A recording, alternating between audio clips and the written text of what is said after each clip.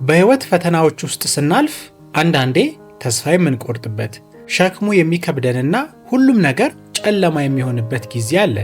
ዛሬ አስተሳሰባችሁን፣ አመለካከታችሁንና ለህይወት ያላችሁን እይታ ወደ አዲስ አቅጣጫ የሚቀይሩ እጅግ ጥልቅ የሆኑ 3 ታሪኮችን ይዤላችሁ መጥቻለሁ። በመጀመሪያው ታሪክ የህይወትን ከባድ ሸክምና ያለፈ ቁስልን እንዴት በቀላሉ ማራገፍ እንደምንችል እናያለን። በሁለተኛው ታሪክ ደግሞ መከራ ሲበዛብንና ወደ ታች ስንጎተት ያንን ያልጠበቅነውን ችግር እንዴት ወደ መወጣጫ መሰላል እንደምንቀይረው እንማራለን። በሶስተኛው ታሪክ ደግሞ ማንም ሊነጥቃችሁ የማይችለውን በውስጣችሁ የተደበቀውን ትልቁን ኃይል እንዴት ሰብራችሁ ማውጣት እንደምትችሉ በሚገርም ታሪክ እንነጋገራለን።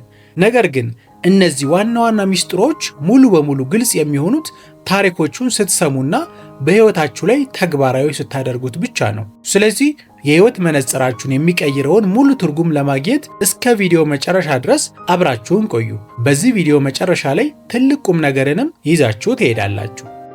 አንደኛው ታሪካችን የሚያወራው ስለ ብርጭቆ ክብደት ነው። አንድ የስነ ልቦና መምህር ተማሪዎቹን እያስተማረ በውስጡ ትንሽ ውሃ የያዘ ብርጭቆ አነሳ። ተማሪዎቹ ብርጭቆ ግማሽ ነው ወይስ ሙሉ የሚለውን የተለመደ ጥያቄ እንደሚጠይቃቸው ጠብቀው ነበር። ነገር ግን መምህሩ በፈገግታ የዚህ ብርጭቆ ክብደት ስንት ግራም ይመስላችኋል ብሎ ጠየቃቸው። ተማሪዎቹም 100 ግራም፣ 200 ግራም፣ 500 ግራም እያሉ የተለያዩ መልሶችን ሰጡ። መምህሩም በመጨረሻ እንዲህ ሲል መለሰላቸው፣ ትክክለኛው ክብደት ምንም ለውጥ አያመጣም። የብርጭቆ ክብደት የሚወሰነው ብርጭቆውን በእጄ ላይ በሚይዘው የጊዜ እርዝማኔ ላይ ነው አላቸው። ለአንድ ደቂቃ ቢይዘው ምንም አይከብደኝም። ለአንድ ሰዓት ቢይዘው ግን ክንዴን ማመም ይጀምራል። ሙሉ ቀን ቢይዘው ደግሞ እጄ ይደነዝዛል፣ መንቀሳቀስም ያቅተዋል። ግን በእነዚህ ሁሉ ጊዜያት የውሃው መጠንና የብርጭቆ ክብደት አልተቀየረም። ነገር ግን ይዤው የቆየሁበት ጊዜ በረዘመ ቁጥር ሸክሙ ከባድ እየሆነ ይመጣል አላቸው። ይህ ታሪክ የሚያስተምረን ጥልቅ ሚስጥር አለ።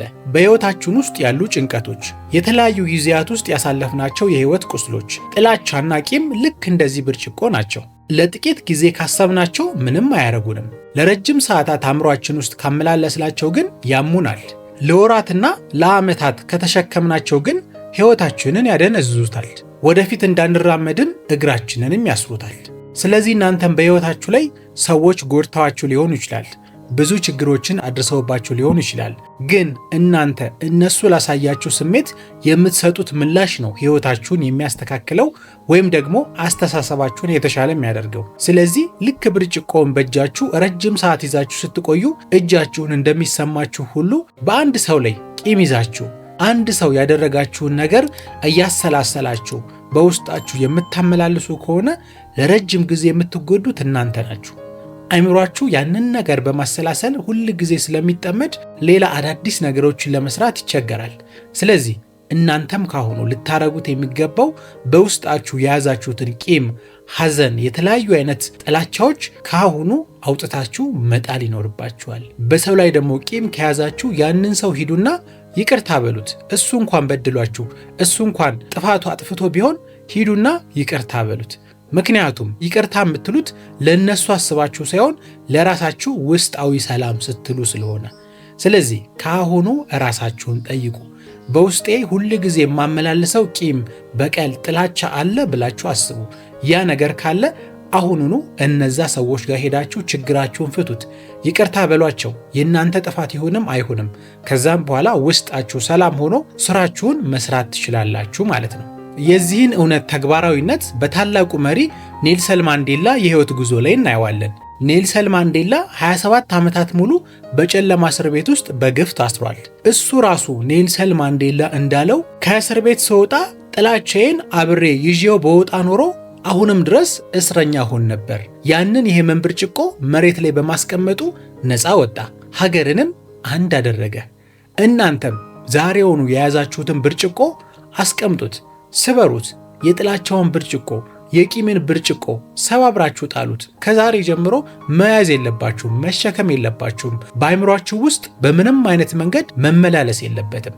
እናንተ አይምሯችሁን ነፃ አድርጋችሁ ወደፊት መገስገስ ነው ያለባችሁ እንጂ የተሰበረ ብርጭቆ፣ የማይጠቅም ብርጭቆ ይዛችሁ ሕይወታችሁን ማበላሸት የለባችሁ ማለት ነው። ይህ የመጀመሪያው አስደናቂ ታሪካችን ነው። አሁን የነገርኳችሁ የመጀመሪያው ታሪክ የትላንትን ሸክምና ህመምን መሬት ላይ እንዴት እንደምናስቀምጥ አስተምሮናል። ነገር ግን ህይወት አንዳንዴ እኛ ሳንጠብቅ እኛ ሳንፈልግ የችግርን አፈር ከላይ ትደፋብናለች። ከዚህ መዓት እንዴት እናመልጣለን? ከዚህ ህይወት እንዴት እንወጣለን ብለን የምንጨነቅበት ጊዜ ይመጣል። ሁለተኛው ታሪካችን ይህንን ያልጠበቅነውን አደጋ ወደ ከፍታ ወደ መሰላልነት እንዴት እንደምንቀይረው በድንቅ ሁኔታ ያሳየናል፣ ያስተምረናል።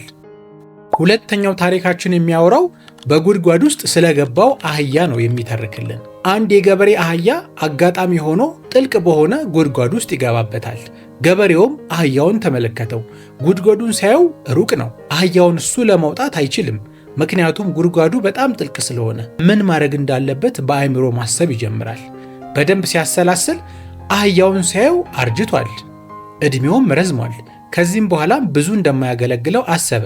ከዛም በኩል ደግሞ በሌላ በኩል ደግሞ ሲያስበው ጉድጓዱ ጥልቅ ነው።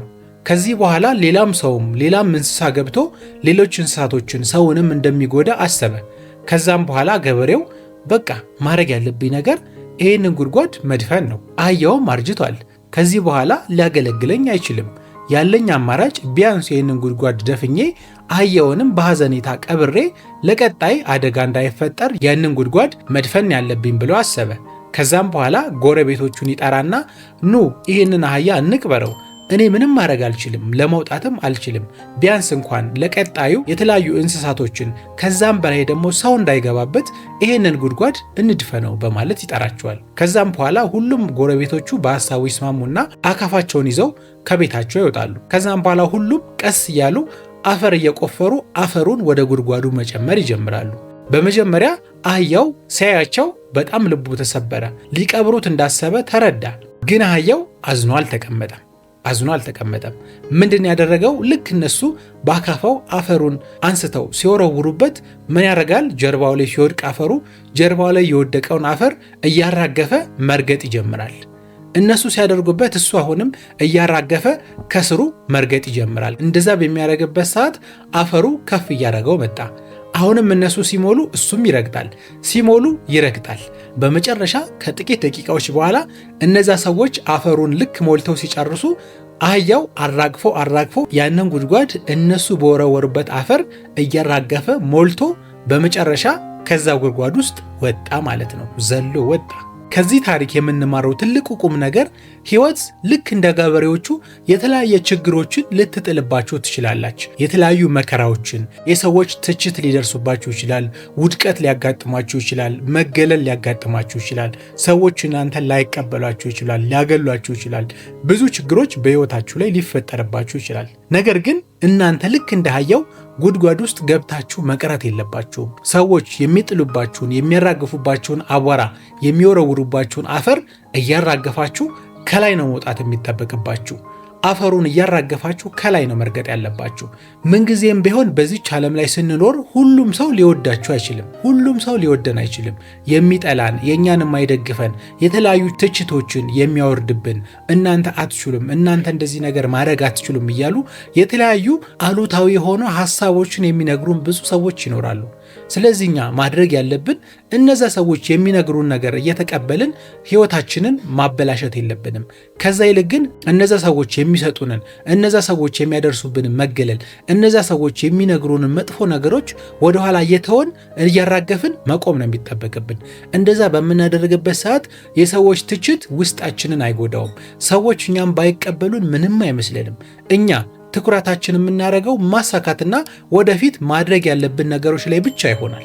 ስለዚህ ሰዎች እኔን አልተቀበሉኝም፣ የምሰራውን ነገር አላከበሩልኝም፣ ሐሳቤን አልደገፉልኝም ብላችሁ ሁል ጊዜ የሰዎችን አፕሩቫል መጠበቅ የለባችሁም። ይህ ትልቁ መልእክት ነው የዚህ ታሪክ።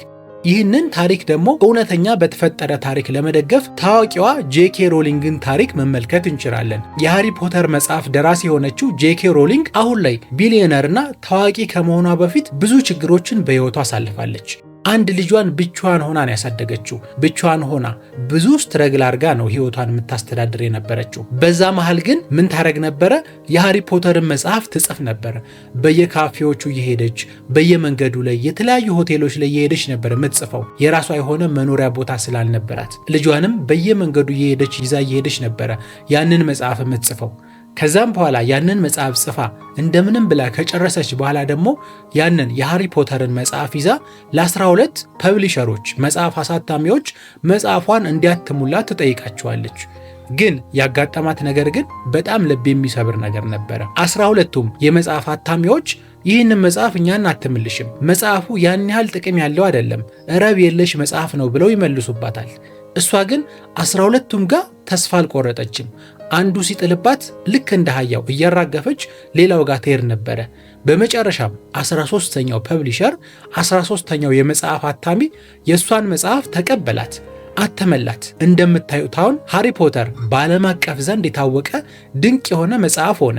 ድንቅ የሆነ ተከታታይ ፊልምም ተሰርቶበታል። እሷም የመጀመሪያዋ ሴት ቢሊዮነር ደራሲ ሆነች ማለት ነው። ስለዚህ ከጄኬ ሮሊንግ የምንማረው ትልቅ ቁም ነገር አለ።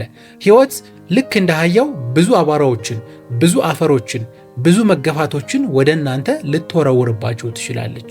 እናንተን ልትቀብራችሁ፣ ልትታገላችሁ ትችላለች። ከእናንተ የሚጠበቀው ትልቁ ነገር ግን ያንን የተወረወረባችሁን አፈር እያራገፋችሁ እየረገጣችሁ ወደ ላይ ከፍ ማለት፣ ልክ እንደ አህያው በእግራችሁ እየረገጣችሁ ከፍ ማለትን ልታዳብሩት ይገባል።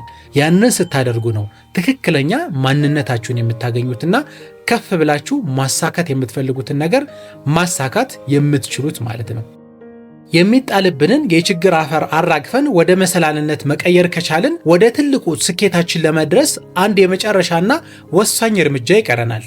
እርሱም በማንም ሰው ሊወሰድብን በማይችል መልኩ በውስጣችን የተደበቀውን እውነተኛና ንጹህ ማንነት ሰብሮ ማውጣት ነው። ሶስተኛውና የመጨረሻው ታሪካችን ይህንን ጥልቅ የሆነ ምስጢር ይተነትንላችኋል፣ ትልቅ ቁም ነገሮችንም ያስተምራችኋል። ሶስተኛው ታሪካችን ትኩረት የሚያደርገው በጭቃ የተሸፈነው ወርቅ ላይ ነው። በታይላንድ ሀገር ውስጥ በሚገኝ አንድ ጥንታዊ ገዳም ውስጥ መነኮሳቱ ከጭቃና ከሲሚንቶ የተሰራ ግዙፍ የቡድሃ ሐውልት ነበራቸው። አንድ ቀን ግን ይህንን ሐውልት ወደ ሌላ ቦታ ለመቀየር ፈልገው ሐውልቱን ወደ ሌላ ቦታ ለማዘዋወር ሲሞክሩ ሐውልቱ ላይ ትንሽ ስንጥቅ ይፈጠራል፣ ትንሽዬ ስንጥቅ። ከዛም በኋላ በዛ በተሰነጠቀችው ሐውልት ውስጥ አንድ መነኩሴ የሚያንጸባርቅ ብርሃን ያያል። የሚያንጸባርቅ አንጸባራቂ የሆነ ብርሃን ይመለከታል። ከዛም በኋላ መነኩሴው ማታ ላይ ባትሪ አምጥቶ ያንን ቀን ላይ ያንጸባረቀበትን ማታ ላይ በጨለማ ሲያበራበት አሁንም እጅግ የሆነ የሚያንጸባርቅ ነገር ይመለከታል። ከዛም በኋላ በግርምት ይህ ነገር ምንድን ነው ብሎ ምን ማድረግ ይጀምራል? ያንን ሐውልት መስበር ይጀምራል፣ መክፈል ይጀምራል። ከዛም በኋላ ያንን ሐውልት ሲሰብረው ግን በውስጡ እጅግ የሚያስገርም ነገር ነው ያገኘው። በውስጡ እጅግ አስገራሚ የሆነ 5.5 ቶን የሚመዝን ንጹህ የወርቅ ሐውልት ወጣ። በጣም አስገራሚ የሆነ ነገር እንደሆነም ያ መነኩሴ ተረዳ። ከዛም በኋላ ያ መነኩሴ እንዴት ይሄ ሊሆን ይችላል? እንዴት እንደዚህ የሚያምር ውብ የሆነ ወርቅ እንደዚህ በሆነ ዝም ብሎ በሆነ ጭቃ ዝም ብሎ በሆነ ሲሚንቶ እንዴት ተሸፍኖ እዚህ ሊቆይ ቻለ ብሎ መጠየቅ ይጀምራል። ከዛም በኋላ በመጨረሻ ታሪኩ እንደሚለው ከብዙ መቶ ዓመታት በፊት የበርማ ወታደሮች ሀገሪቷን ለመውረር ሲመጡ የጥንት መነኮሳት ይህንን የከበረ ወርቅ ከዘራፊዎች ለመደበቅ ሲሉ ከላይ ያለውን ፓርት በጭቃና በሲሚንቶ እንደሸፈኑት ያስረዳል። ስለዚህ ያ በጭቃና በሲሚንቶ የተሸፈነው ሐውልት የተሰራው ውድ የሆነውን የሚያምረውን 5.5 ቶን የሚመዝነውን ወርቅ ለመሸፈን ነው። በዛ ሰዓት እነዛ ወታደሮች ሲመጡ ተራ የሆነ ሐውልት፣ ተራ የሆነ በጭቃ የተሰራ ተራ የሆነ ሲሚንቶ የተለበጠበት ሐውልት እንደሆነ ስለተረዱ ምንም ሳያረጉት ትተውት ሄደዋል። ስለዚህ ይህ ታሪክ የእኛኑ የራሳችንን ሕይወት ይወክላል። እያንዳንዳችን ስንፈጠር በውስጣችን እጅግ ውድ የሆነ ወርቅ ይዘን የተፈጠር ነው። ነገር ግን እያደግን ስንመጣ የሰዎች ትችት፣ ፍርሃት፣ አትችልም የሚሉ አስተያየቶች በውስጣችን ያለውን ወርቅ እንዳናወጣ ሸፍነውናል። ልክ እንዳውንቱ ከላያችን ላይ ተለጠፈብን ፍርሃቱ፣ የሰዎችን ነቀፌታ እየፈራን በውስጣችን ይዘን የተወለድነውን ያንን ወርቃችንን ረስተነዋል። ስለዚህ እኛም ልብ ልንል የሚገባው ልክ እንደዚህ ሐውልት በውስጣችን ያለው ወርቅ ምንድን ነው? ዛሬ እናንተ ውስጣችሁ ይሄንን ነገር ስራ፣ ይሄንን ነገር አድርግ እያላችሁ ግን እናንተ ሰዎች ምን ይሉኛል፣ እንደዚህ ቢሉኝስ፣ ሰዎች ቢነቅፉኝስ እያላችሁ ያላደረጋችሁት የተዋችሁት ነገር ምንድን ነው? ሁላችሁም ራሳችሁን ልጠይቃችሁ ፈልጋለሁ። ብዙ ሰው የሆነ ዕውቀት ኖሮት የሆነ ነገር የማስተማር ክህሎት ኖሮት አሁን ባለንበት እንኳን በዲጂታል ዘመን ወጥቶ በሚዲያ ላይ የራሱን ቪዲዮ ቀርጾ ሰዎችን ለማስተማር የሆነ ያለውን ታለንት ለማውጣት ይፈልግና መጀመሪያ ግን የሚፈራው ሰውን ነው።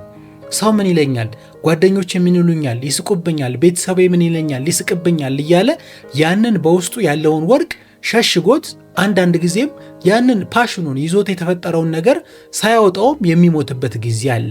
ስለዚህ ህልሙን ይዞት ሄደ ማለት ነው።